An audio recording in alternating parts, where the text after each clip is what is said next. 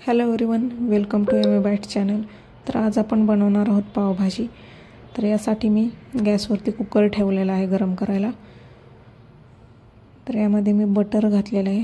Butter वितळल्यानंतर यामध्ये मी कांदा, 2 medium साईजचे कांदे, 1 शिमला मिरची व 2 मीडियम साईजचे टोमॅटो पिकलेले कट करून घातलेले आहेत व 4 बटाटे कट करून घातलेले आहेत.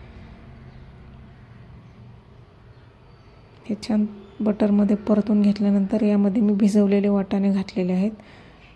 हिरवे वाटाणे अवेलेबल नसल्यामुळे मी भिजवलेले घातलेले आहेत. चवीनुसार मीठ घालायचं आहे व 2 ग्लास पाणी घालायचं आहे. ही पावभाजी 4 जणांसाठी सफिशियंट आहे.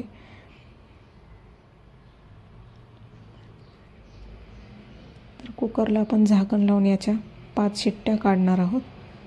5 शिट्ट्या झाल्यानंतर आपल्या सर्व भाज्या शिजलेल्या आहेत. तर याला मी स्मॅशरच्या साहाय्याने स्मॅश करून घेणार आहे. याला आपण व्यवस्थित स्मॅश करून घेऊयात. तर बघू शकता आपल्या भाज्या स्मॅश करून झाल्या आहेत. तर आता मी एक कढई घेतलेली आहे. कढई गरम झाल्यानंतर यामध्ये मी 2 चमचे तेल घातलेलं आहे. तेल किंवा बटर घातलं तरी चालेल. तर तेल गरम झाल्यानंतर यामध्ये जिरे घातलेले आहेत. जिरे छान फुलले की यामध्ये कांदा घालायचा आहे. कांदा आपण शिजायलाही घातला होता सर्व भाज्यांसोबत आणि आता तेलामध्येही घातलेला आहे. तर कांदा छान गुलाबी रंगापर्यंत परतून घेतल्यानंतर यामध्ये आलं लसूण पेस्ट घातली आहे 1 चमचा. यामध्ये मी सर्व मसाले घालणार आहे. हळद, धने पावडर, लाल मिरची पावडर व कलरसाठी काश्मीरी लाल मिरची पावडर घातलेली आहे व 1 टोमॅटो घातलेला आहे. तर टोमॅटो शिजल्यानंतर यामध्ये मी पावभाजी मसाला घातलेला आहे. अर्धा मसाला आपण फोडणीमध्ये घालणार आहोत व अर्धा मसाला आपण वरून घालणार आहोत सर्व भाज्या याच्यामध्ये टाकल्यानंतर. तर या शिजलेल्या भाज्या आपण घातल्या आहेत. ह्या छान या मसाल्यामध्ये मिक्स करून घ्यायच्या आहेत.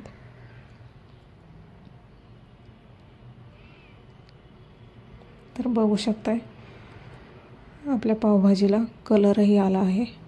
याला आपण 4 ते 5 मिनिट शिजवून घेणार आहोत. हवं तर तुम्ही कन्सिस्टन्सीनुसार यामध्ये पाणीही घालू शकता गरम. वरून कोथिंबीर घालायची. तर तयार आहे आपली पावभाजी.